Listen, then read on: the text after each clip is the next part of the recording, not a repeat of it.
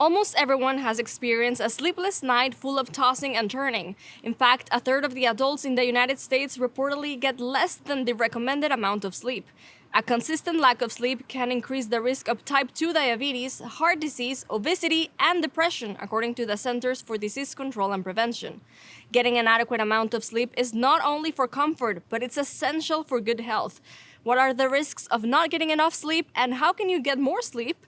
Hi everyone, I'm Daniela Contreras. I'm here with Alexa Janicki, an Enloe physical therapist, to talk about the importance of sleep. Thank you so much, Alexa, for being here today. Yeah, thank you for having me. So can you tell us, how much sleep do adults need, and what about kids and children and infants? Yeah, adults need about 7 to 9 hours, infants 12 to 16, and children 9 to 14 hours of sleep. And what happens when we're sleeping? What are the benefits of it?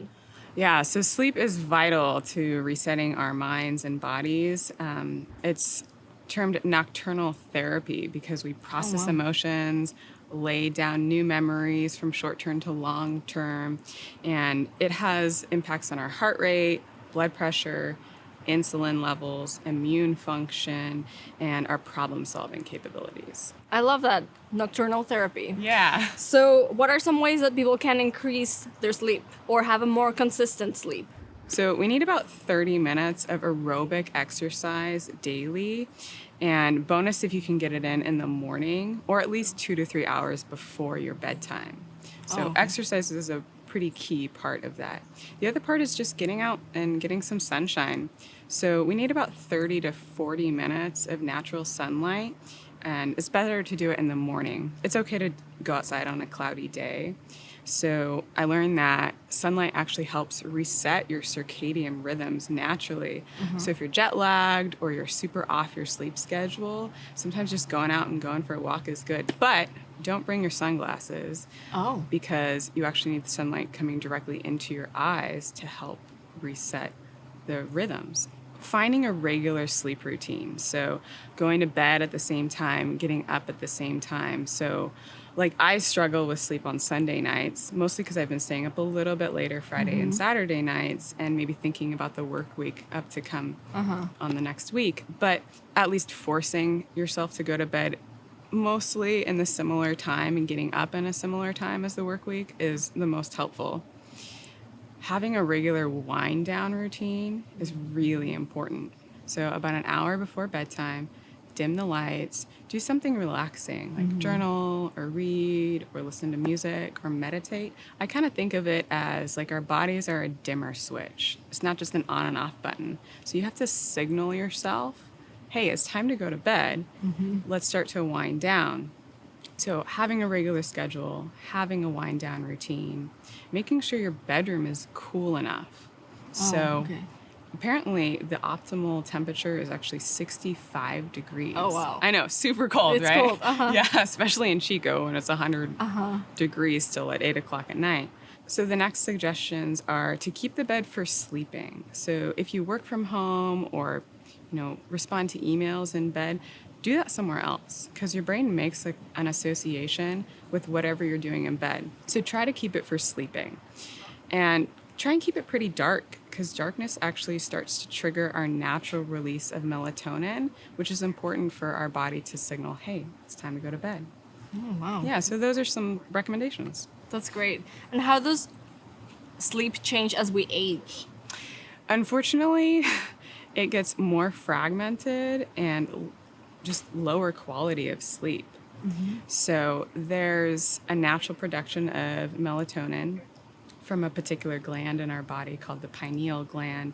So as we age, there's actually a calcification of that gland and it stops producing as much melatonin.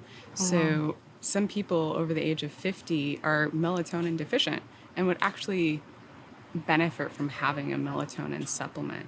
Oh, okay. The second thing is that your bladder becomes a little bit weaker. I hear that all the time from my patients who are, age 50 or above. Oh yeah, I have to get up at night all the time to use the bathroom.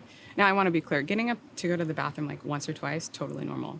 But if you're getting up and you're a little bit older and you're getting up more than 3 times every night, there's actually some techniques that we can teach you here. And so you can talk to your doctor about getting a script. And then what are some certain sleeping positions or maybe pillow configurations that can benefit the sleep? Yeah, so sorry to all the belly sleepers out there, but Yeah. I just don't have a good recommendation. In fact, I actually have a lot of patients who come in and say, hey, like I have a stiff neck, or I feel like I have... It hurts kind my of back. Right, because it's not actually a great mechanical position, but lying on your side or on your back are better. So if you're a side sleeper, and I kind of oscillate between side and back personally, so if you're a side sleeper, you want to try to get the pillow all the way so it's touching like your collarbone, and then it fully supports your neck. And you might have your partner or somebody look at your head too when you're lying on your side, because when you're like, let's say you're lying on your right side, your head might kind of tilt a little bit if your pillow is too soft. And you actually want to make sure that your head is still over your body, or else you might kind of wake up with like a crick in your neck. So some simple things that I do here in the clinic just to demonstrate for people is I'll get some towels and fold them up and place them beneath the pillow. And since those are like thicker and they don't give as much as the pillow, sometimes that can be the trick until you find a pillow that's a little bit more dense. Yeah. So if you're also sleeping on your side, you want to put a pillow between your legs to support your knees and your upper thighs, because that helps reduce strain on your lower back and SI. If you're a back sleeper, just put a pillow underneath your thighs, kind of up closer to your bottom, and that again helps to reduce stress on your lower back. Oh wow, that's great. Yeah. And if you're not sleeping the recommended amount for your age, how bad is that, or what are the consequences of that? Right. Well, I think a lot of people don't get enough sleep, right? So unfortunately, science shows that if you don't get the recommended amount of sleep just for one night, let's say that yeah. So let's say that you have one night of interrupted sleep, the dog's barking or you have something on your mind, and you get about 4 hours of sleep, your immune cells actually reduce by 70%. Wow. Yeah. So in the time of COVID, that's pretty important. And what about people who don't get enough sleep and they rely on caffeine? Is it something that we recommend, like just drinking caffeine as a way to keep us up? Well, it's all about dosage, right? So caffeine is okay. You just want to really focus on the dosage and the timing. So try to not drink caffeine 8 hours before bed. And caffeine's a stimulant that helps keep us awake, but unfortunately it competes with this particular chemical in our brain called adenosine. And adenosine naturally builds up throughout the day, and after we've been awake for about 14 or 16 hours, it signals our brain, hey, you've been up for 14 or 16 hours, you need to go to bed. But unfortunately, caffeine competes with that. So it binds to the same receptors in our brain, and it keeps us up, but it never sends our brain the signal of, hey, it's time to go to bed. So unfortunately, it just keeps us really ramped up until we crash. So that's how caffeine works, and it's okay to drink it in moderation. What about naps? Can naps be a good substitute for not getting a good night's sleep? No. Oh no. So naps aren't bad. I'll go into a little bit of... Naps are bad? No, they're not bad. Sorry. Naps aren't I'm bad. sorry. So I'll go into a little bit more about naps. So naps are absolutely not a substitute for poor sleep chronically. Naps can be helpful if you take them, before 1 or 2 p.m. And they do help with heart rate regulation, blood pressure, and insulin levels. And they can help regulate your mood, too. Oh, wow. Yeah, so naps can be beneficial, but if you're struggling with sleep or you have insomnia, you might want to look at your napping schedule. So if you consistently take naps longer than 30 minutes or later in the afternoon or evening, that could be contributing to your insomnia because it's interrupting your natural sleep-wake cycle. And the worst thing that you can do is fall asleep in front of the TV after dinner. Oh, wow. And then try and get up and go to bed, because it's like snacking before dinner. You're not going to be hungry. Yeah. Wow. So power naps are okay. Napping's okay. It can help you with memory retention and problem solving, but it doesn't help with higher cognitive functioning. So it's not a substitute for a poor night's sleep. That makes so much sense. Yeah. And can you tell us a little bit about melatonin or sleeping pills? Some people rely on taking supplements for sleep. How good or bad this could be? Yeah, so I'll start with sleeping pills. So sleeping pills actually block REM sleep. REM is short for rapid eye movement sleep. And REM sleep's a phase of sleep that's really important for like memory retention, problem solving, and that's where you dream too. So sleeping pills block that phase of your sleep, unfortunately. And that phase of your sleep is also related to mortality. So there are some detriments for not having REM sleep in your natural night sleep cycle. So sleeping pills are only meant for short-term use, not chronic or long-term use.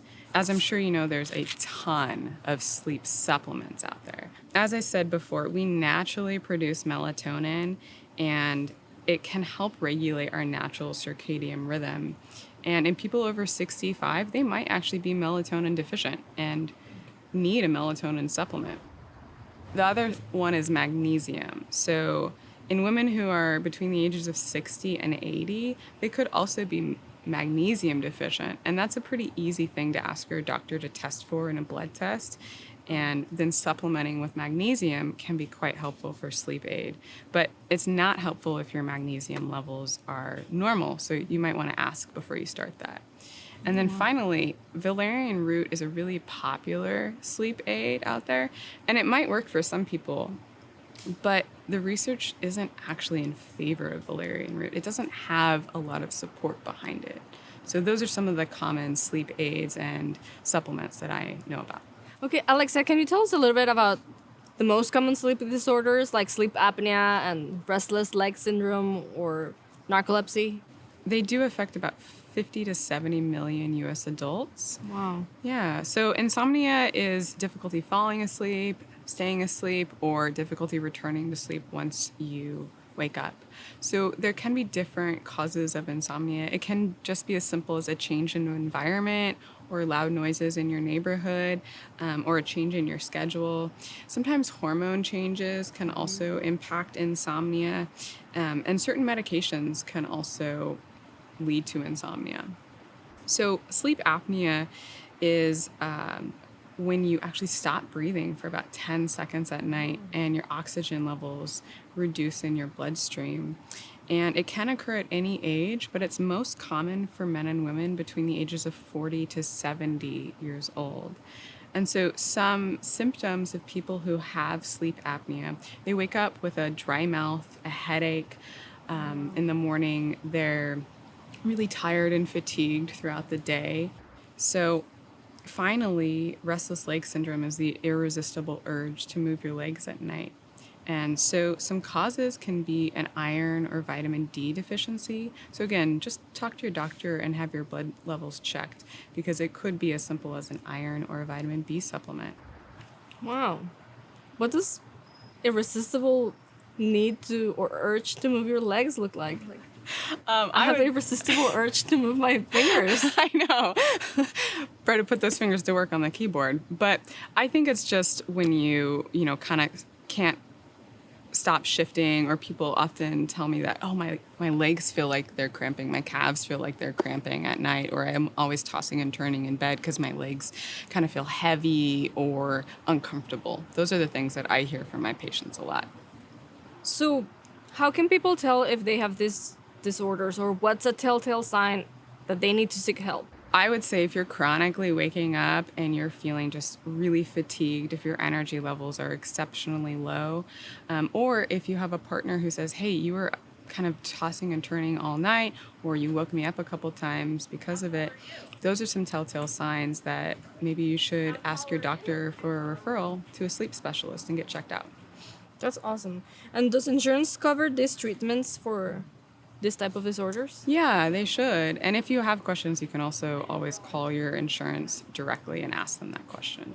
Thank you so much for being here again, Of course. Alexa. Yeah, thanks for having me. And thank you everyone for watching. If you enjoyed today's discussion, be sure to catch Enloe's podcast, Health Matters. We placed the link to it in the comments field. Goodbye for now.